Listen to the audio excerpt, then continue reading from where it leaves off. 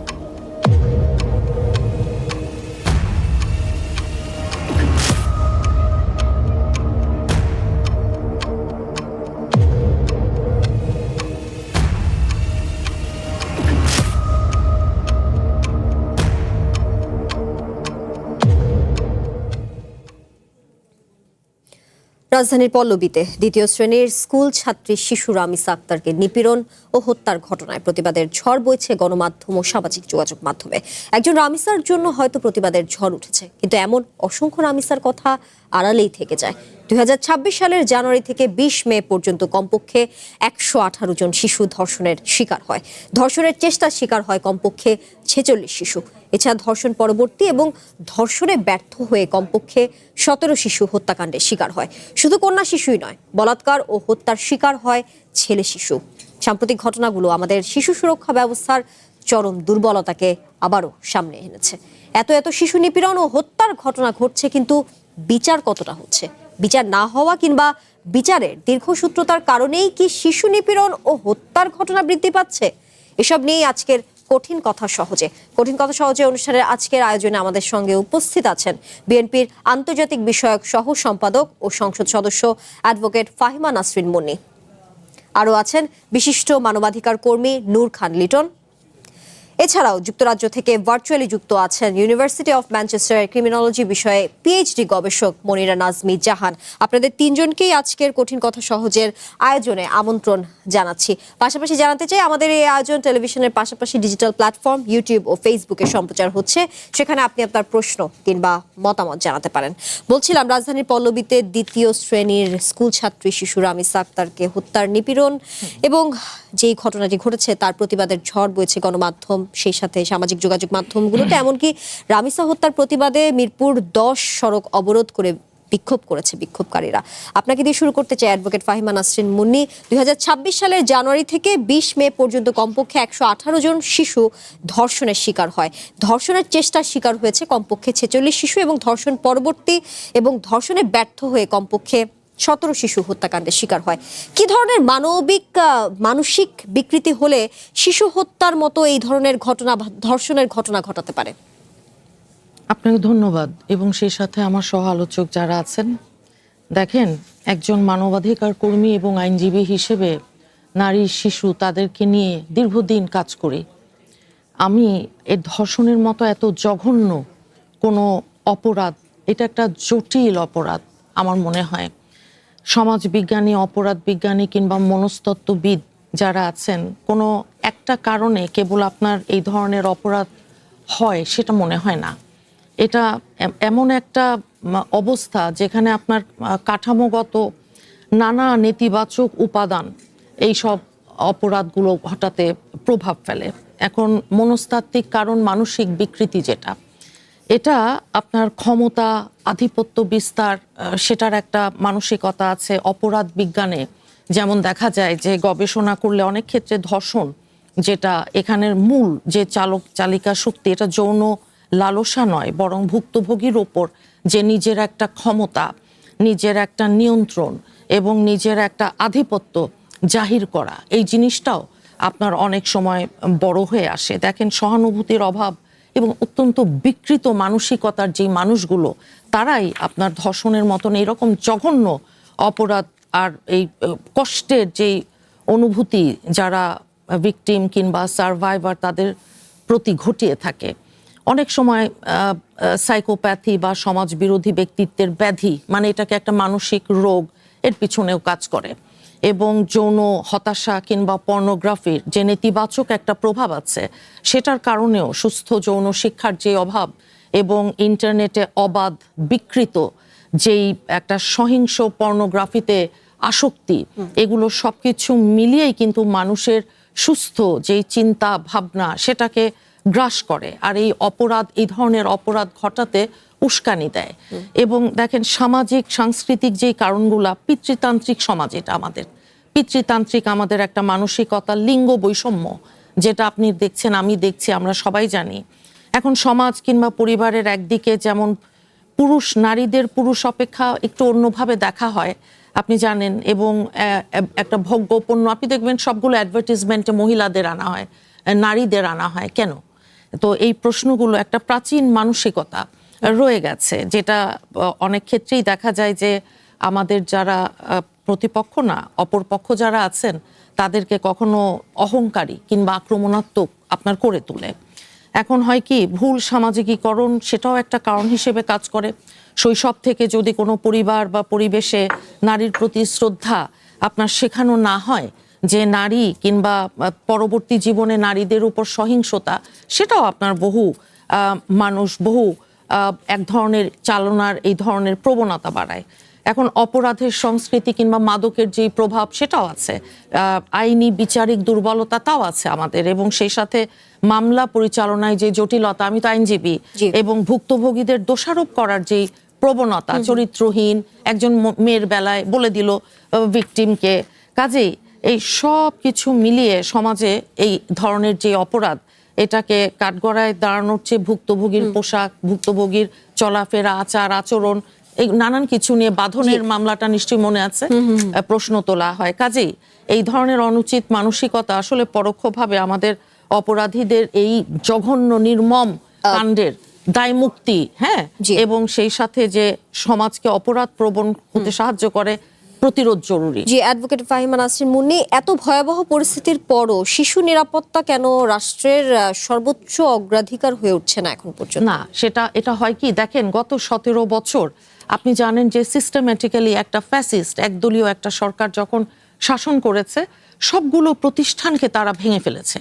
এটা এমন না যে একটা প্রতিষ্ঠান দাঁড়িয়ে আছে আরেকটা নষ্ট হয়েছে, বিষয়টা তা না। এবং নীতি নৈতিকতা যেটাকে বলে সমাজে, আপনার যে আপনি দেখেছেন যে লক্ষ লক্ষ কোটি টাকা পাচার হয়েছে, দুর্নীতি হয়েছে, সেটাকে আপনার আইনের আওতায় আনা অপরাধ হিসেবে গণ্য করা তো দূরের কথা, বরং বাহবা দেয়া যে কে কত আরো টাকা পয়সার যে একটা জৌলুস, যে এটা কিভাবে আমি ইনকাম করেছি সেটা দেখবে না, কিন্তু তার আদার সাইডে এই নীতি নৈতিকতাকে ধসিয়ে দিয়ে গেছে সমাজে। কাজেই এটার যে একটা অসম্ভব কুপ্রভাব, সেটাই আমরা দেখছি। জি, নূর খান লিটন, 2017 থেকে 2024 সাল পর্যন্ত, অর্থাৎ 8 বছরে দেশে 4801 জন ধর্ষণের শিকার হয়েছে। ধর্ষণের শিকার শিশুদের মধ্যে অন্তত 539 জনের বয়স 6 বছরের কম, আর 1028 জনের বয়স 7 থেকে 12 বছরের মধ্যে। হত্যা করা হয়েছে 4389 শিশুকে। 2025 সালে 474 জন শিশু ধর্ষণের শিকার হয়েছে। কেন এগুলো বললাম? কারণ এই যে একের পর এক ঘটে যাচ্ছে, সেটি আমরা 2026 সাল থেকে 20 মে পর্যন্ত বলছিলাম যে 118 জন শিশু ধর্ষণের শিকার হয়েছে মাত্র 5 মাসে। সেক্ষেত্রে শিশু ধর্ষণ এবং হত্যা কিছুতেই কেন কমছে না? বাংলাদেশে এলো এই প্রথম টাচলেস আরএকে সেন্সেশন ওয়াটার ক্লোজেট। দেখেন, আপনি যে পরিসংখ্যানটি উপস্থাপন করলেন, এটা কিন্তু পূর্ণাঙ্গ পরিসংখ্যান নয়। এটি সেই পরিসংখ্যান যেটি পুলিশের কাছে অভিযোগ আকারে গেছে বা পত্রপত্রিকায় এসছে। এর বাইরে কিন্তু প্রচুর রেপের ঘটনা আছে যেগুলি জনসম্মুখে আসে না, এটাও আমাদের বিবেচনায় রাখতে হবে। এই যে 5 বছর, 7 বছর বা 1 বছরের যে হিসাবটা দিলেন, আমরা যদি হিসাবগুলি পর্যালোচনা করি তাহলে দেখব যে প্রতি বছরই কম বেশি বাড়ছে, এটা কমতির দিকে নেই, অর্থাৎ নিয়ন্ত্রণ যে হারিয়ে ফেলছে এটা পরিষ্কার। নিয়ন্ত্রণ করার কোনো মেকানিজম বা কোনো এখনো আমরা দেখছি না। এটার পিছনে সবচেয়ে বড় যে কারণ আপনি যদি দেখেন, প্রথম হচ্ছে যে অল্প বয়সের বাচ্চাদেরকে শিকার হওয়া। এটার পিছনে একটা বড় কারণ হচ্ছে যে ওই বাচ্চাটিকে কিন্তু সহজে পাওয়া যায়। একজন তার চেয়ে বেশি বয়স 15-16 বছরের একটা নারীকে পাওয়াটা একটু কঠিন হয়। বাচ্চাটাকে চকলেটের প্রলোভন দেখায় বা পরিচিত জন হলে বা আত্মীয়র ভিতর হলে সহজে নিয়ে যেতে পারে, এবং যখন দেখে যে এটি ধামাচাপা দেওয়ার সুযোগ থাকবে না, তখনই কিন্তু হত্যাকাণ্ডের মতো একটা জঘন্য ঘটনা ঘটিয়ে ফেলে। এখন প্রশ্ন হচ্ছে এটা কেন প্রতিনিয়ত বাড়ছে, কমার লক্ষণটা নেই? এইটা যদি আপনি বিবেচনায় নিতে চান তাহলে দেখবেন যে আমরা বিগত দিনে যে মামলাগুলো দেখেছি সেই মামলাগুলোর পরিসমাপ্তিটা কিভাবে ঘটতো। সেটা হচ্ছে মেয়েটাকে যখন আদালতে উপস্থাপন করা হতো, ভিকটিমকে, আদালতে এমনভাবে প্রতিপক্ষ প্রশ্ন করতেন আইনজীবী যে তাকে কিন্তু আবারও ভিকটিমাইজ করা হতো। তারপর আপনি এইটার যে মেডিকেল টেস্ট ছিল বিগত দিনে, ওই যে 2 ফিঙ্গার টেস্ট বলে, যেটা জঘন্য একটা টেস্ট ছিল। তারপরে আপনি যদি খেয়াল করেন যে আপনার এলাকায়, আপনার পাড়ায়, আপনার পরিচিত জনদের ভিতরে যদি একজন রেপের শিকার হয়, সেও যদি আপনার পরিচিত হয়, আর যে রেপ করেছে সেও যদি পরিচিত হয়, দেখবেন রাস্তাঘাটে ওই মেয়েটাকেই মানুষ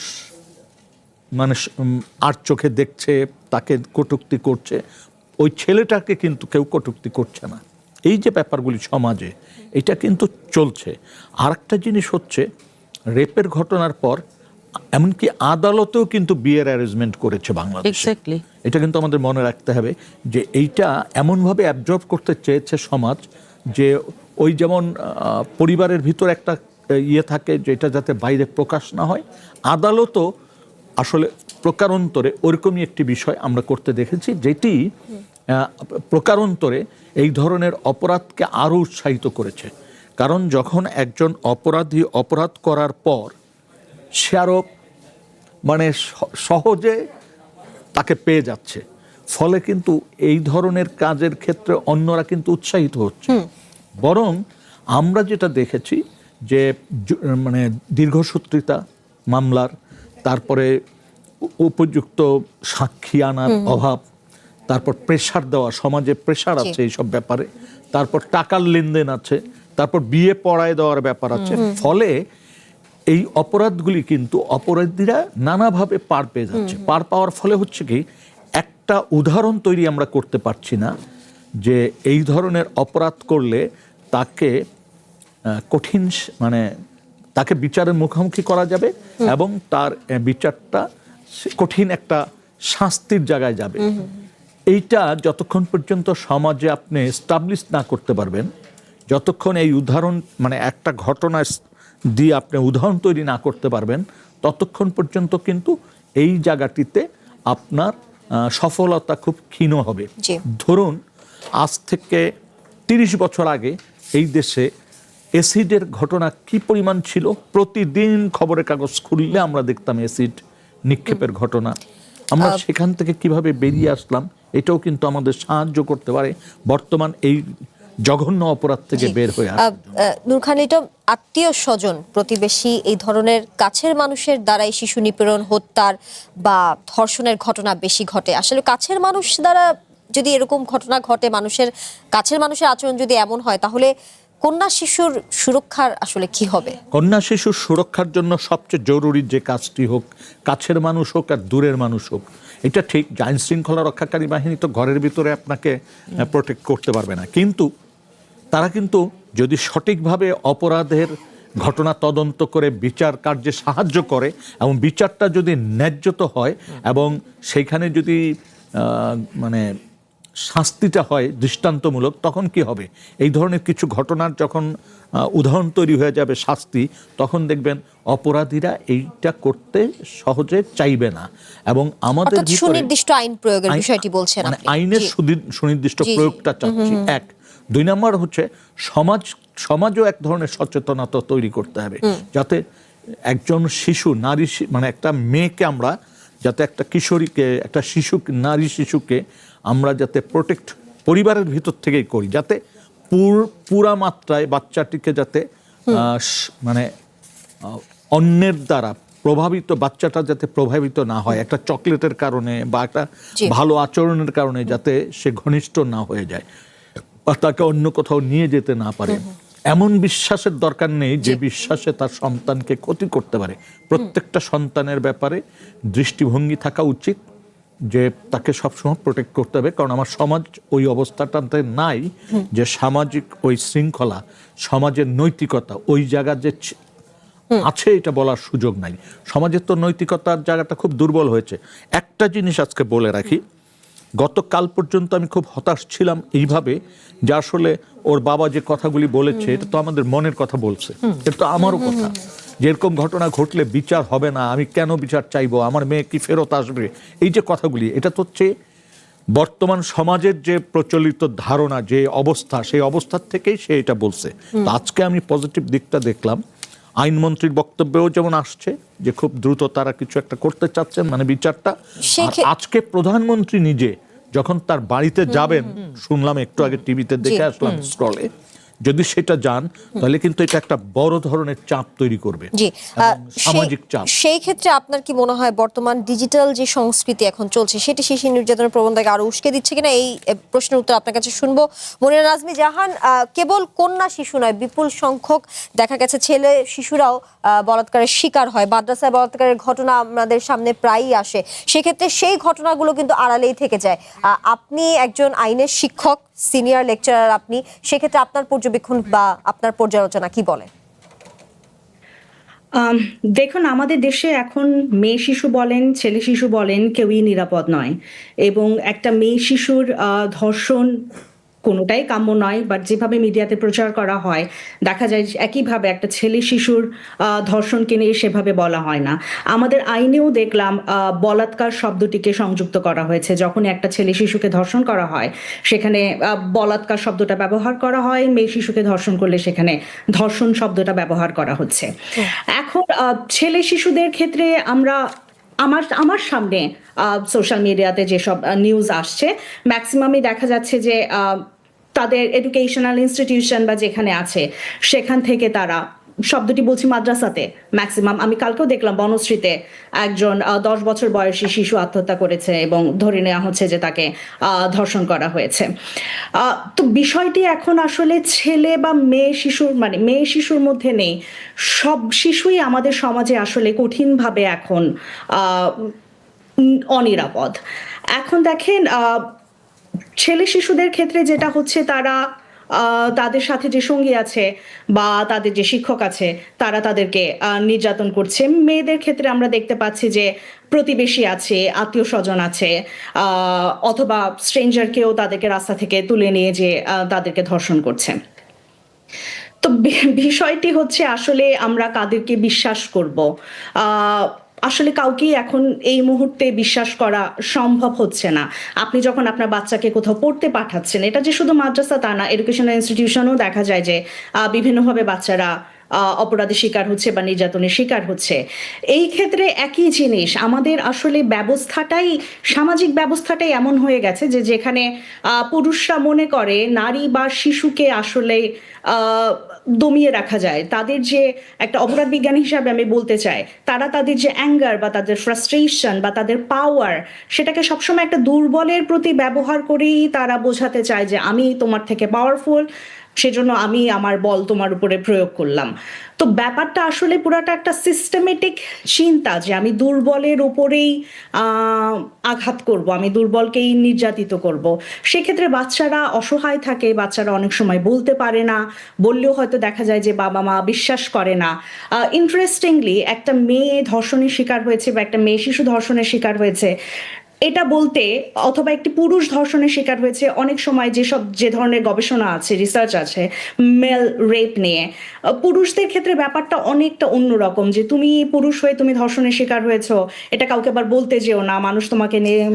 মনিরা নাজমি জাহান, এই যে মেল রেপ নিয়ে আপনি কথা বলছিলেন, সেই ক্ষেত্রে শিশুরা তো দেখা যায়, আপনি ঠিকই বলছিলেন যে ভয় বা লজ্জায় আসলে কাউকে বলে না, বাবা মাও দেখা যায় যে লোকলজ্জার ভয়ে সেই ঘটনাটি নিয়ে তারা চেপে যায়। তো চেপে গেলে তো অপরাধীদের এই ধরনের অপরাধ করার প্রবণতা আরো বাড়তে থাকবে। জি, সেটা তো অবশ্যই থাকবে। দেখেন এখন আমাদের তো সবই ট্যাবু। আমাদের দেশে সেক্স এডুকেশন ট্যাবু। আমাদের দেশে কি সেক্স এডুকেশন আছে? বাচ্চাদেরকে কি বোঝানো হচ্ছে কোনটা গুড টাচ, কোনটা ব্যাড টাচ? অনলাইনে সেক্সুয়াল ভায়োলেন্স এখন তীব্র বাংলাদেশে। কতটা সেক্স এডুকেশন আপনি অনলাইনে বা ফিজিক্যাল স্পেসে যেগুলো হচ্ছে সেগুলো নিয়ে বাচ্চাদেরকে শেখাচ্ছেন। কোনো মামা, চাচা, খালু একটা ছেলে বা মেয়ে বাচ্চার প্রাইভেট পার্ট টাচ করছে কিনা, বাচ্চারা এটা বুঝতে পারছে কিনা যে আমার সাথে একটা খারাপ কিছু হচ্ছে, এটা এসে বাবা মাকে বলছে কিনা বা বাবা মা কিভাবে রিয়্যাক্ট করছে, সে একই ব্যাপার। সেম, কাউকে বলতে যেও না, চুপ করে যাও, আচ্ছা ঠিক আছে ঘরের ব্যাপার, আচ্ছা ঠিক আছে তুমি তো আবার ওখানে পড়তে যাবে। তো এই যে ব্যাপারগুলোকে আসলে আমাদেরকে নর্মালাইজ করতে হবে যে এগুলো অপরাধ, আমার বাচ্চার সাথে এটা হচ্ছে, এটাকে নিয়ে আমি প্রতিবাদ করব। প্রতিবাদ না করতে করতে এখন এমন একটা অবস্থা হয়ে গেছে যে অপরাধী ভাবে আচ্ছা ঠিক আছে আমি যাই করি, আমি তো পার পেয়ে যাব, এটাতে তো কোনো অসুবিধা হবে না। আসলে আরেকটা জিনিস আমি বলতে চাই, আমাদের দেশে আসলে আমি দুজন স্পিকারের কথা শুনছিলাম, তারা বলছিলেন পুরো ব্যবস্থাটাকে নিয়ে। আমি আইনের শিক্ষক হিসাবে এবং আইনজীবী হিসাবে একটা ছোট্ট জিনিস বলতে চাই। 2026 সালে আমাদের নারী ও শিশু নির্যাতন দমন আইনের এটাকে অ্যামেন্ড করা হয়েছে এবং সেখানেও সেকশন 9 কতে দেখতে পেলাম যে ধর্ষণের শাস্তি মৃত্যুদণ্ড অথবা যাবজ্জীবন কারাদণ্ড। দেখেন, যখন একজন জাজ কাউকে মৃত্যুদণ্ড দেবে তখন কিন্তু বিষয়টাকে একদম আপনার নিখুঁতভাবে প্রমাণ করতে হবে এবং এই নিখুঁতভাবে প্রমাণ করতে গিয়ে কিন্তু অনেক সময় লেগে যায়। আমরা যদি সেক্সুয়াল অফেন্সেস অ্যাক্ট দেখি বা অন্যান্য দেশের অ্যাক্ট দেখি, ইন্ডিয়ার আমরা যদি বাচ্চাদের কে নিয়ে নির্যাতনের অ্যাক্ট দেখি, ওখানে গ্রেডেশন আছে এত থেকে এবং সেই ক্ষেত্রে আমরা কিন্তু এটাও দেখেছি ফাহিমা নাসরিন মুন্নি যে ৮ বছর ৪ মাস কারাদণ্ড ভোগের পর ১৯ ফেব্রুয়ারি জামিনে মুক্ত হন দিনাজপুরের শিশু পূজা ধর্ষণ মামলার আসামি সাইফুল ইসলাম। সেই ক্ষেত্রে যেহেতু অপরাধীরা ছাড় পেয়ে যাচ্ছেন, তো সেখানে আসলে অপরাধীরা ভয় আসলে কিভাবে পাবে, এই প্রশ্ন উত্তর আপনার কাছে নিব। একটি বিরতি নিয়ে ফিরছি। কঠিন কথা সহজে অনুষ্ঠানে পর্যায়ে একটি বিরতি নিচ্ছি, সঙ্গে থাকুন। বাংলাদেশে এলো এই প্রথম টাচলেস আরএকে সেন্সেশন ওয়াটার ক্লজেট। আবার আমন্ত্রণ কঠিন কথা সহজে অনুষ্ঠানে। মনিরা আজমি জাহান, আপনার কাছে যেই প্রশ্নটা রেখেছিলাম বিরতির আগে, যেমনটা বলছিলাম যে অপরাধীদের বিচার নিয়ে, অর্থাৎ ৮ বছর ৪ মাস কারাদণ্ড ভোগের পর দিনাজপুরের যেই ঘটনাটি ঘটেছিল শিশু পূজা ধর্ষণ মামলার আসামি সাইফুল ইসলাম গত ১৯ ফেব্রুয়ারি তিনি ছাড়া পেয়েছেন। তার শাস্তি ছিল যাবজ্জীবন কারাদণ্ড। সেই ক্ষেত্রে যেহেতু তিনি ছাড়া পেয়েছেন, অন্তর্বর্তীকালীন সরকারের সময়ে এই জামিন হয়। পরে জামিনের স্থগিতাদেশ দেন আপিল বিভাগের চেম্বার আদালত। ততদিনে সাইফুল এলাকা থেকে পালিয়ে যায়। শিশু ধর্ষণ বা হত্যার এই বিচার আসলে কতটা হয়? পূজারা কি সঠিক বিচার পাবে? দেখেন, এই সাইফুলটা কিন্তু প্রথম না। আমি আরেকটা পেয়েছিলাম ২০০২ সালে, একটা মেয়েকে, মডার্ন নামের একজন, সাইফুল ইসলাম ওনার নামও সাইফুল হোসেন মডার্ন ছিল, একটা বাচ্চাকে রেপ করতে যায় এবং সে পুকুরে ঝাঁপ দিয়ে মারা যায়। তাকে 14 বছরের কারাদণ্ড দেওয়া হয়। পরবর্তীতে বের হয়ে সে আবার একটা শিশুকে ধর্ষণ করে এবং এটা 2016, 17, 18, 19-এর উইন্ডোর মধ্যে একটা হবে। আমাদের সবচেয়ে বড় সমস্যাটা কি জানেন? আমি আসলে জানতে চাই যে গত 5 থেকে 10 বছরে কতগুলো শিশু ধর্ষণের মামলা আদালতে রয়েছে এবং তাদের অবস্থাটা কি, কতজনের শাস্তি হলো, কতজন বেইলে বাইরে আছে। দেখেন, পেডোফিলিয়া এটা কিন্তু একটা মেন্টাল ডিসঅর্ডার টাইপ। শুধুমাত্র শাস্তি দিয়ে কি আপনি অপরাধ কমাতে পারবেন? এই ক্ষেত্রে আমাদের দেশে কোনো গবেষণা হয় না। কেন সে এটা করলো? রেপিস্টের ক্যাটাগরি কি? তার কি মেন্টাল ডিসঅর্ডার আছে? তাকে আপনি 14 বছর, 21 বছর, 20 বছর জেলে রেখে দিলেন, তারপরে সে বের হয়ে গেল, তারপর সে তো কাজটাকে আবার করবে। তো আমাদের কি তাদেরকে কোনো সাইকোলজিক্যাল হেল্প, তাদেরকে ট্রিটমেন্ট করা হচ্ছে কিনা, তাদেরকে কন্ডিশনিং করা হচ্ছে কিনা? মালদ্বীপে দেখেন, সেখানে কিন্তু শিশুদেরকে নির্যাতনকারীরা যখন বেরই হয়ে যায় তারপরেও তারা সারা জীবন একটি সার্ভেলেন্সের মধ্যে থাকে, তারা কোথায় যাচ্ছে, কি করছে, আবার তারা অপরাধ করছে কিনা। আমাদের দেশে তো আসলে এগুলো হয় না। আমাদের দেশে রিসোর্সেসের অভাব বলেন, যাই বলেন, কিন্তু এই যে জামিনে মুক্তি পাবে, এগুলো খুবই দুঃখজনক একটা বিষয় যে আসলেই এখন এগুলোর পিছনে কারণ আছে। যখন একজন জাজ তাদেরকে জামিন দিয়ে দেয়, হয়তো উইটনেস আসছে না, এভিডেন্স ঠিক মতো কালেক্ট করা হচ্ছে না, পুরো ব্যাপারটা না সিস্টেমেটিক। প্রত্যেকটা ছোট ছোট বিষয় কেন্দ্র করে আজকে আমরা যেটা দেখতে পাচ্ছি সেটাই। এবং আমি আবার বলতে চাই যে আমাদের আইনে গ্রেডিয়েশন দরকার। রেপ করলে শাস্তি মৃত্যুদণ্ড, যাবজ্জীবন কারাদণ্ড। রেপ করে খুন করলে শাস্তি মৃত্যুদণ্ড, যাবজ্জীবন কারাদণ্ড। আমি যদি রেপিস্ট হই, আমি কেন ভিকটিমকে বাঁচিয়ে রাখবো? আমি তাকে রেপ করলেও আমার যে শাস্তি, আমার তাকে মেরে ফেললেও একই শাস্তি। তো এই ক্ষেত্রেই আমার মনে হয় এই জিনিসগুলোকে নিয়ে একটু কাজ করা উচিত। আইনটাকে এতবার চেঞ্জ করছে কিন্তু মূল জায়গায় আসলে কেউই হাত দিচ্ছে না। জি, অ্যাডভোকেট ফাহিমা নাসরিন মুনি, যেমনটা মনিরা নাজমি জাহান কিছুক্ষণ আগেও বলছিলেন যে এই যে গুড টাচ ব্যাড টাচ নিয়ে কিংবা অপরাধীর আসলে অপরাধের যেই বিচারটা সেটা কতটা হয় সেই প্রসঙ্গে আসবো, কিন্তু গুড টাচ ব্যাড টাচের কথায় যদি আসি, ধর্ষণের শিকার ছাড়াও শিশুরা কিন্তু ব্যাড টাচের শিকার হয়। শিশুরা যাতে বুঝতে পারে কোনটা আসলে গুড টাচ কোনটা ব্যাড টাচ, এটা নিয়ে শিক্ষার প্রয়োজন, সেটি স্কুলে এই শিক্ষা আসলে দেয়া উচিত কিনা বা এখনো হচ্ছে না কেন? না, উচিত। কারণ কি, এটা তো আমরা যেই পরিসংখ্যানটা দেখলাম এর বাইরে আনরিপোর্টেড কেস যেগুলো আছে, যেগুলোর কোনো সত্যিকারের পরিসংখ্যান আমার আপনার কাছে নেই, যেগুলো পত্রপত্রিকায় আসে না, যেগুলো কেউ আমরা জানি না, আমরা মানবাধিকার কর্মী হিসেবেও জানি না আমরা। কারণ এই জিনিসটা এমন, এটাকে গোপন রাখতে হবে। কারণ যদি এটা আপনি বলে দেন, পরিবারে এমন একটা অবস্থা তৈরি হয় কিংবা সমাজে এটা অ্যাকসেপ্টেবল না, ওই ট্যাবুটা অসম্ভবভাবে কাজ করে। কাজেই আমি মনে করি ভীষণভাবে সোশ্যাল অ্যাওয়ারনেস তৈরি করা, জনসচেতনতা, এটার কোনো বিকল্প নেই।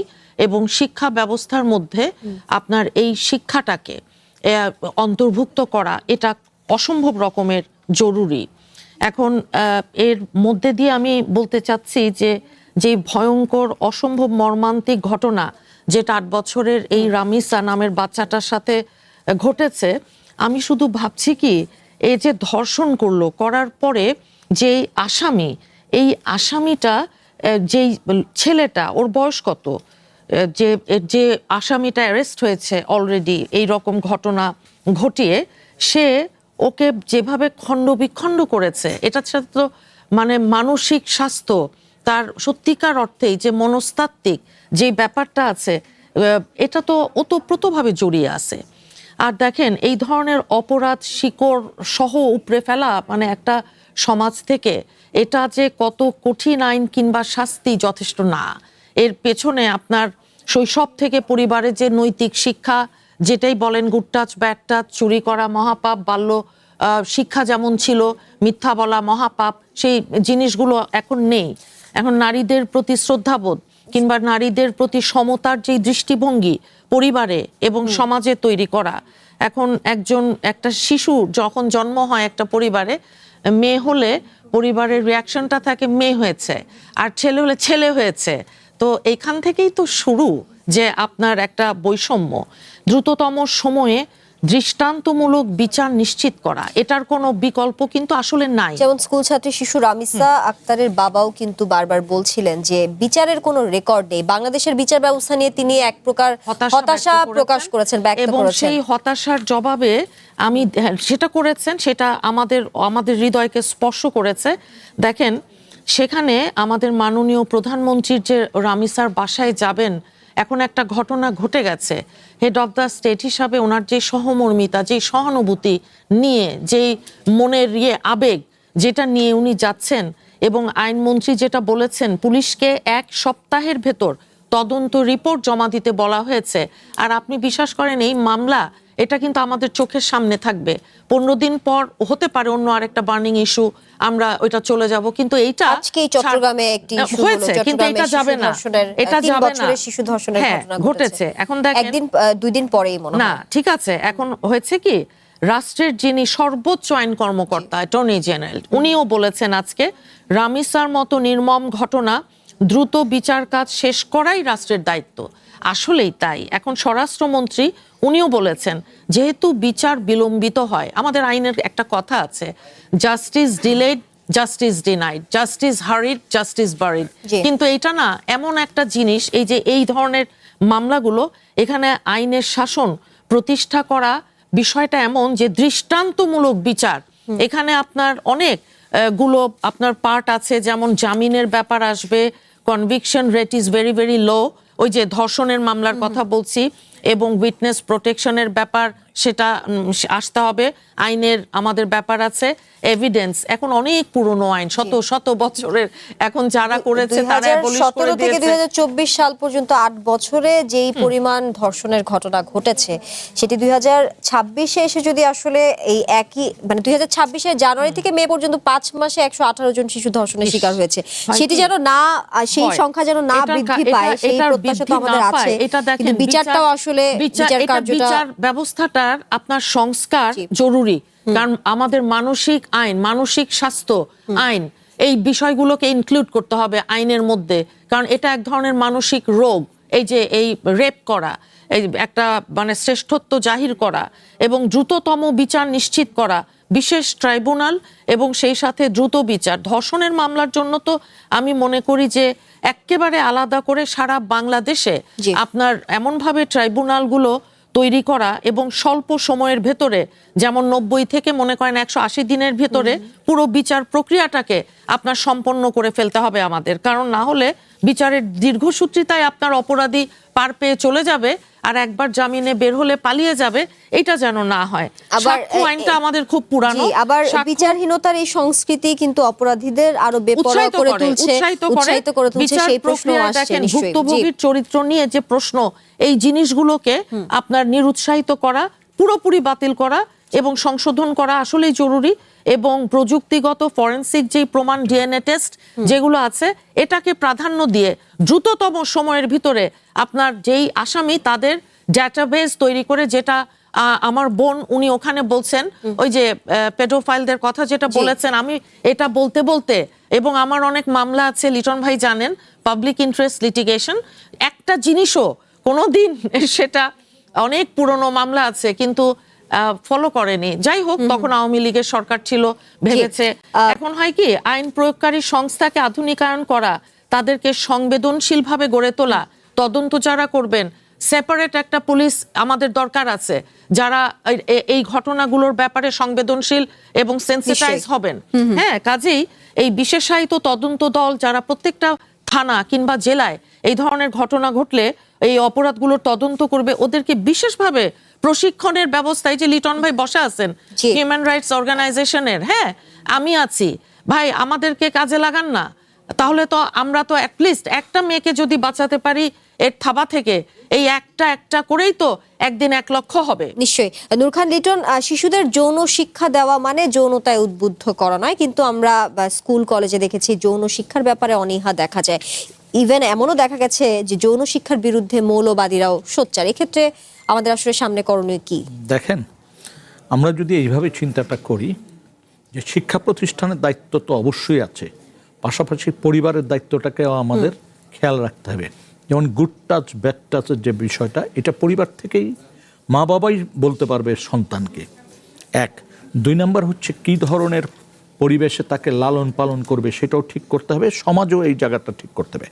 একটা জায়গা আমার কাছে খুব লাগে, কঠিন লাগে, সেটা হচ্ছে যে আমাদের এত ঘটনা ঘটছে, এই যে আপনি পরিসংখ্যান যেটা দিচ্ছেন, ধরেন এই যে 118টা ঘটনার কথা বললেন জানুয়ারি থেকে এ পর্যন্ত, দেখেন আমরা কি প্রতি বছর রিভিউ করি কখনো?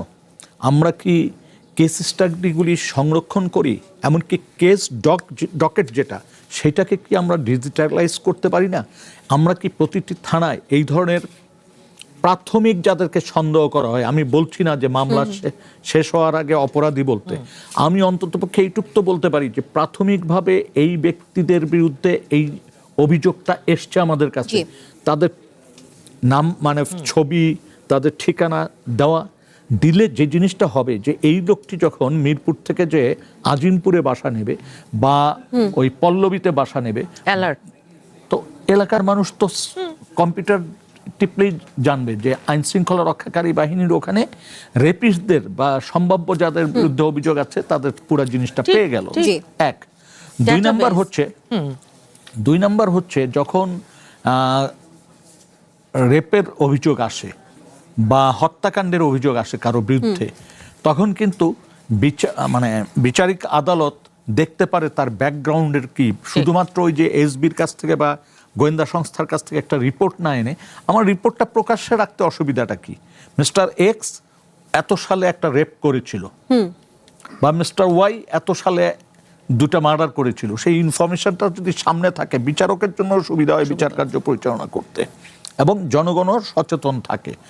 এরপরের যে বিষয়টা হচ্ছে যে শিক্ষা নিয়ে যে কথাটা আসছে, যে যৌন শিক্ষার ব্যাপারটা সচেতনতা করার ব্যাপারে আমরা অনেকেই মনে করি, বিশেষ করে আমাদের দেশে যারা ধর্মীয় দিকে, তারা অনেক সময় এটাকে মনে করে যে বেয়াদবির মতো, মানে এইটা যাতে প্রকাশ্যে আলাপ আলোচনা যাতে না হয়।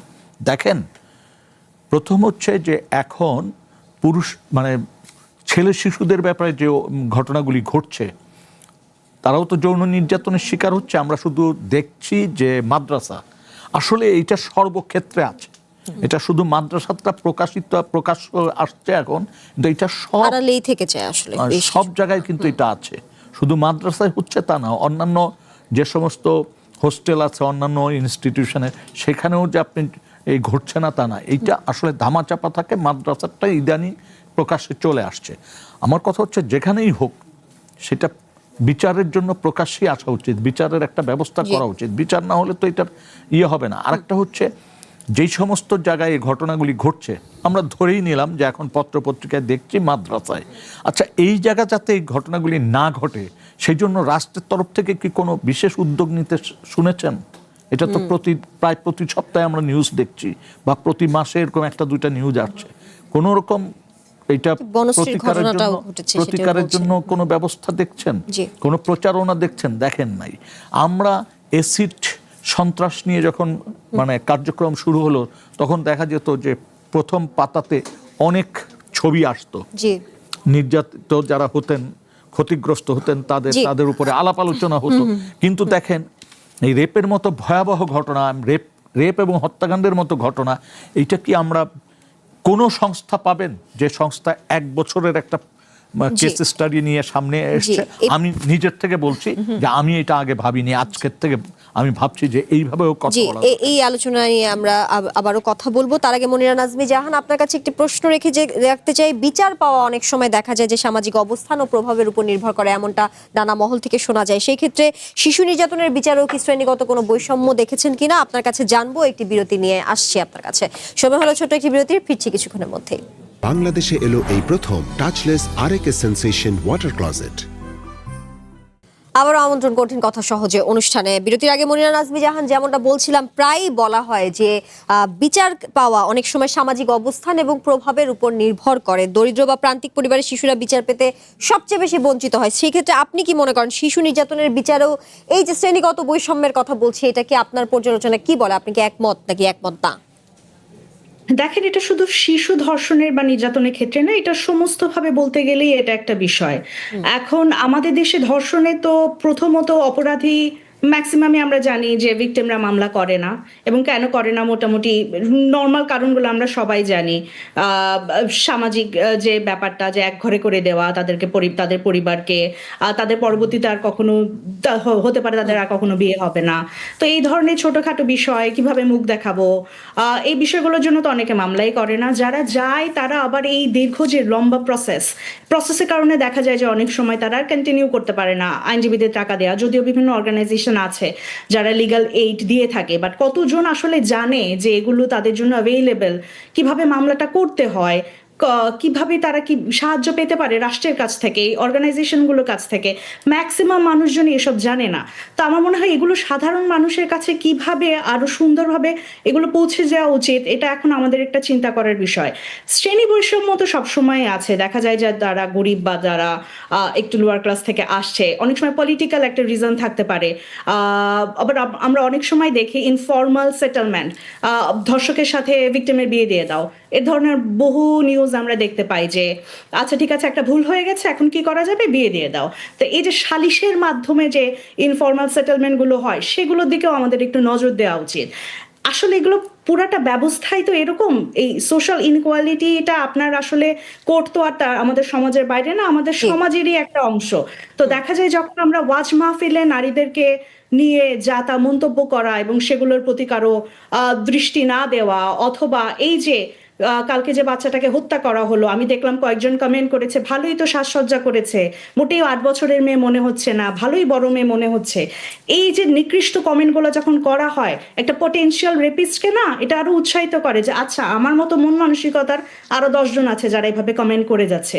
আমার মনে হয় সোশ্যাল মিডিয়াটাকেও আমাদের আসলে একটু সার্ভেলিয়েন্সের আন্ডারে আনা উচিত। জি, নিয়ন্ত্রণ করা উচিত, যেটি বলছিলাম আমরা। সেই ক্ষেত্রে অ্যাডভোকেট ফাহিমা নাসরিন মুন্নি, আপনার কাছে আসতে চাই। রামিসা আক্তার ধর্ষণ এবং হত্যার ঘটনার পর আবারও সামাজিক যোগাযোগ মাধ্যমে মাগুরার যেই শিশু ছিল আসিয়া হত্যা মামলা, সেই ঘটনাটি এসেছে সামাজিক যোগাযোগ মাধ্যম থেকে শুরু করে বিভিন্ন মহলে। নতুন করে প্রশ্ন উঠছে যে এত আলোচিত একটি মামলার মৃত্যুদণ্ডের রায় হওয়ার পরও কেন তা এখনো কার্যকর হয়নি? বিচারের যে দীর্ঘসূত্রতা কমানো না যদি যায়, তাহলে এই ঘটনা কমবে বলে তেমনটা আশা করা যাচ্ছে না। সেই ক্ষেত্রে আপনি কি বলবেন?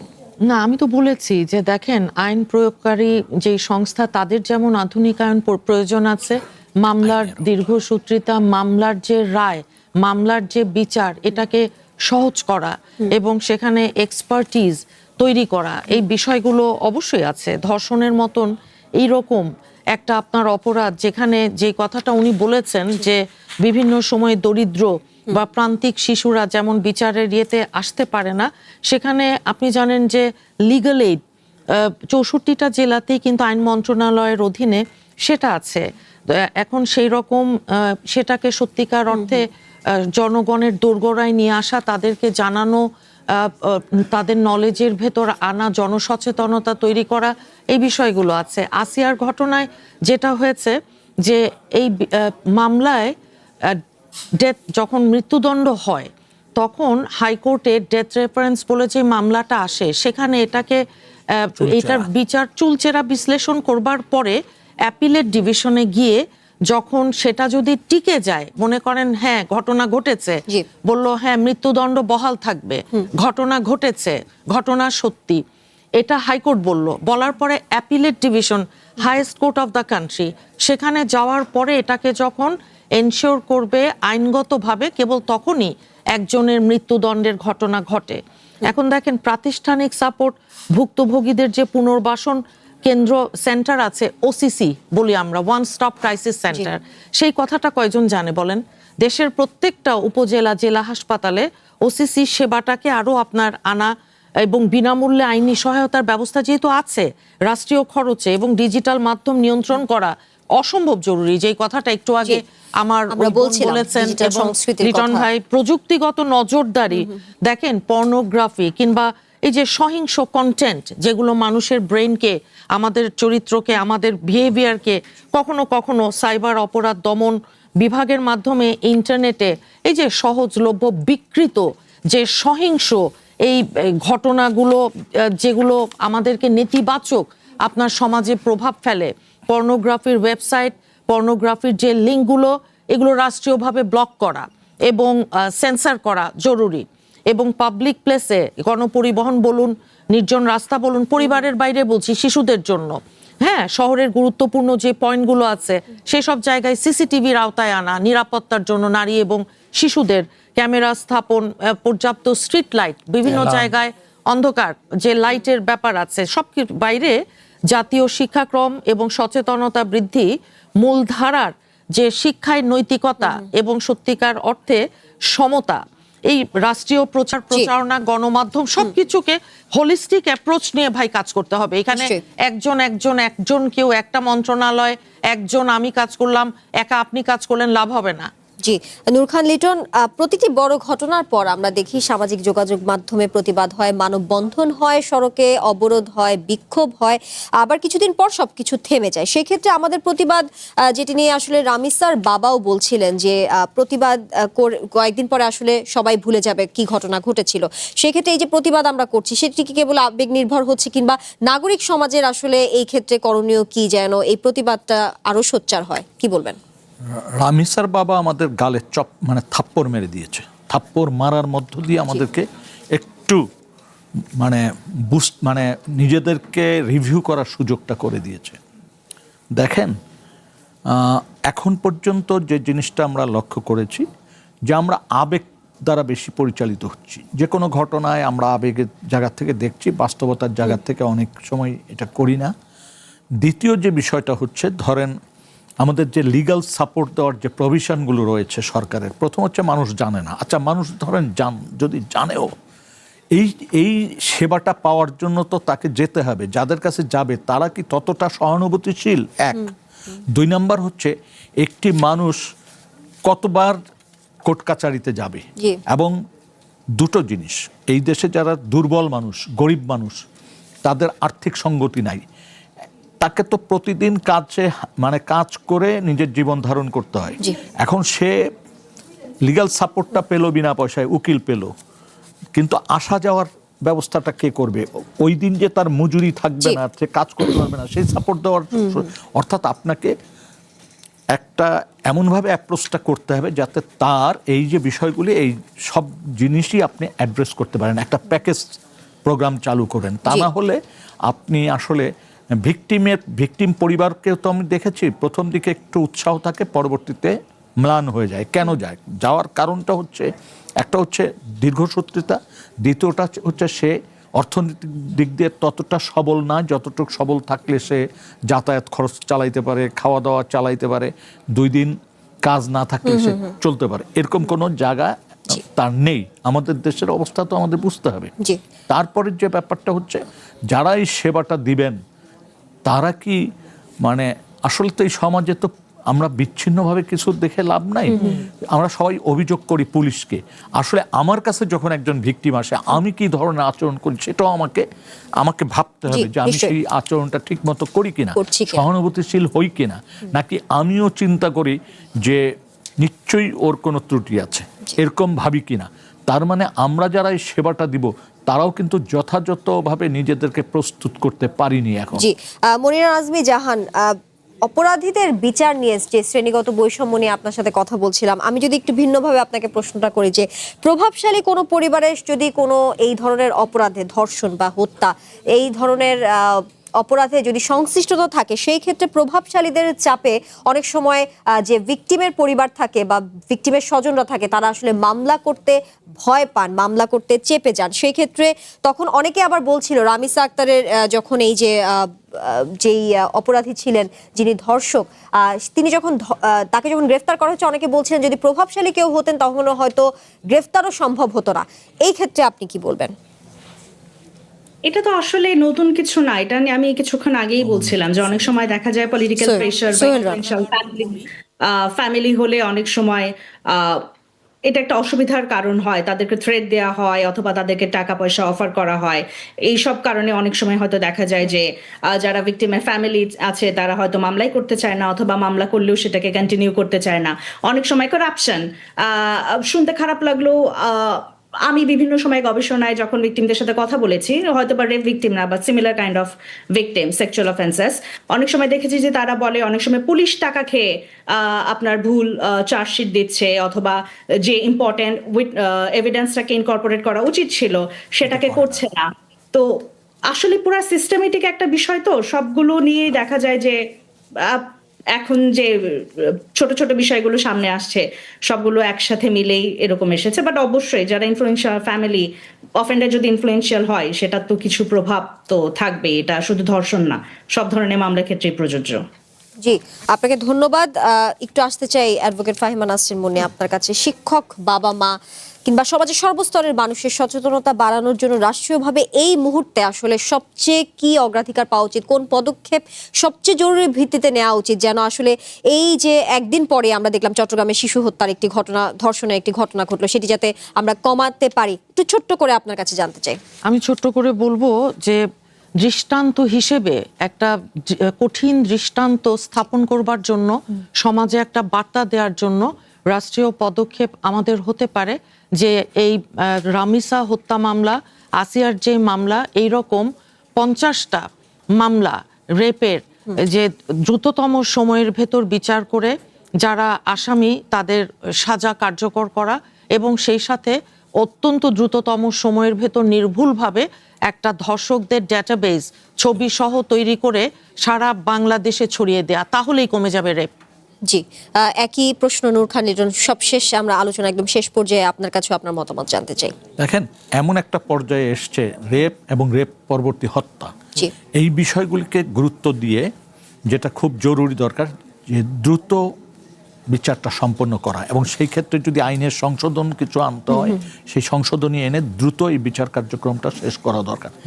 এইটা ধরেন আমরা যদি এইটাও চিন্তা করি যে গত 1 বছরের যে ঘটনাগুলি ঘটেছে সেগুলোর তদন্ত দ্রুততম সময়ের ভিতর তদন্ত শেষ করে সেটা নির্দিষ্ট থাকতে হবে 15 দিন বা 1 মাস, তারপরে পরবর্তী 1 মাস বা 2 মাস সময় দেন, ট্রায়াল শেষ, তারপরে কার্যকরী করেন। একদম এইটা যদি করতে পারেন এবং সেইটা যদি জনগণের ভিতর প্রচারটা চালাতে পারেন তাহলে দেখবেন যে খুব দ্রুত ম্যাসিভ অ্যাওয়ারনেস, ম্যাসিভ এটির সমাধান হবে, যেরকম সমাধান আমরা দেখেছি অ্যাসিড নিয়ন্ত্রণ, অর্থাৎ আইনের যে সুনির্দিষ্ট প্রয়োগ যেটা নিয়ে আপনি বলছিলেন সেটি আসলে এখন বর্তমানে সবচেয়ে বেশি অগ্রাধিকার পাওয়া উচিত। আপনাদের তিনজনকেই ধন্যবাদ আজকে আমাদেরকে এসে সময় দেওয়ার জন্য। আজকের মতো এখানে শেষ করছি। আমরা চেষ্টা করেছি জটিল বিষয়গুলোকে সহজ করে বলতে, কারণ সুশাসন, সুব্যবস্থা, গণতন্ত্র টিকে থাকে প্রশ্নে, আর পরিবর্তন আসে বোঝাপড়ায়। সময় এখন আপনার ভাববার, প্রশ্ন করার। কাল আবারও দেখা হবে। শুভরাত্রি।